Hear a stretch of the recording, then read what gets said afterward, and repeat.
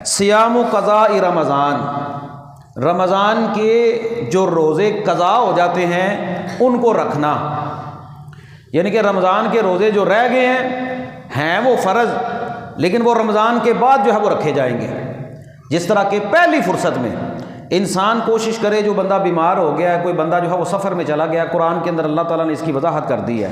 فرمایا وَمَنْ كَانَ مَرِيضًا أَوْ عَلَى سَفَرٍ فَعِدَّةٌ مِّنْ أَيَّامٍ أُخَرَ، جو بندہ رمضان میں روزہ نہیں رکھ سکا وہ بندہ جو ہے وہ رمضان کے بعد روزہ رکھے۔ بیمار تھا یا وہ جو ہے وہ مریض تھا یا وہ جو ہے وہ سفر کی حالت میں تھا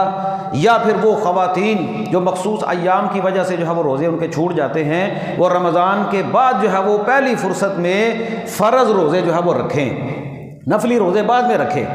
پہلی فرصت میں فرض روزے جو ہے وہ رکھیں۔ اور یہ جو اب رمضان آ رہا ہے، علماء کرام نے اس مسئلے کو بڑی وضاحت کے ساتھ جو ہے وہ بیان کر دیا ہے کہ انسان کوشش کرے اگلا رمضان آنے سے پہلے جو ہے وہ اپنے پچھلے رمضان کے روزے جو ہے وہ رکھ لے، خاص طور پر ان خواتین کے بارے میں جو روزے نہیں رکھ سکتی۔ اور امی عائشہ رضی اللہ تعالیٰ عنہ کے بارے میں یا دوسری صحابیات کے بارے میں بھی آتا ہے، وہ کہتے ہیں ہم تو اس بات کو پسند کرتی کہ شعبان کے مہینے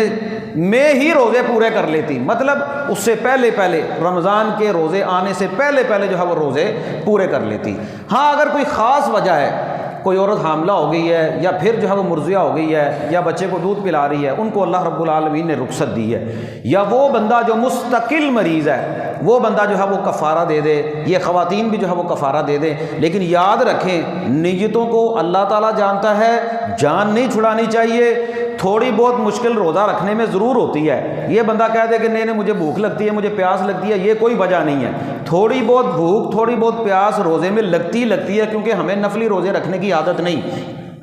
اور ہم ویسے بھی کچھ نہ کچھ کھاتے پیتے رہتے ہیں، ہمیں روزہ رکھنے کی عادت نہیں ہوتی۔ تھوڑا بہت روزہ آپ مزدور بندہ جب کام پر جائے گا اس کو بھوک بھی لگتی ہے، اور آپ جانتے ہیں مزدور بندے کو بھوک زیادہ لگتی ہے کام کرنے کی وجہ سے، جب وہ حرکت کرتا ہے پسینہ آتا ہے اس کو۔ تو جن لوگوں نے روزہ رکھنا ہوتا ہے نا، اللہ کے فضل و کرم سے بعض لوگ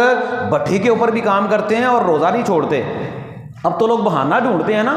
اب تو اللہ کے فضل و کرم سے روزے بھی جو ہے وہ بڑے معتدل، تقریباً سردی کے دنوں میں جو ہے وہ آ رہے ہیں، بڑے معتدل دنوں میں روزے آ رہے ہیں۔ وہ دن بھی تھے جب ساون اور بھادوں تھا،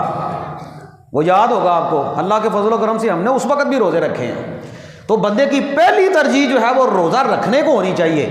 اگر کسی خاص وجہ سے اللہ تعالیٰ اس کی نیت کو جانتا ہے، کسی وجہ سے وہ روزہ نہیں رکھ سکتا، مستقل بیمار ہے،